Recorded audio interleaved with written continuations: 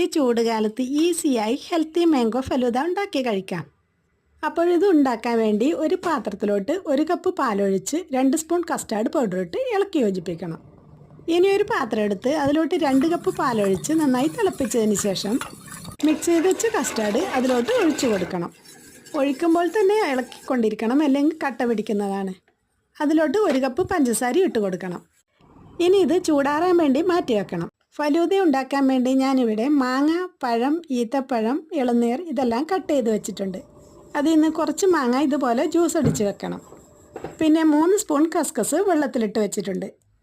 Cut ചെയ്ത് വെച്ചതെല്ലാം ഫ്രിഡ്ജിൽ വെച്ച് തണുപ്പിച്ചെടുത്തതിന് ശേഷം ഒരു ഗ്ലാസ് എടുത്ത് അതിലോട്ട് മാംഗോ ജ്യൂസ് ഒഴിച്ച് കസ്റ്റാർഡും ഇട്ട് അതിലോട്ട് പഴവും മാങ്ങയും കസ്റ്റാർഡും ഒഴിച്ച് അതിൻ്റെ മേലെ തന്നെ ഈത്തപ്പഴവും മാങ്ങയും ഇളനീരും ഇട്ട് ഇനി കസ്കസും അണ്ടിപ്പരിപ്പും ഇട്ട് ഇനി അതിൻ്റെ മേലെ കസ്റ്റാർഡ് ഒഴിച്ച് ഐസ്ക്രീമും ഇട്ട് ഇനി ബൂസ്റ്റ് ഇതുപോലെ വിതറി കൊടുക്കണം.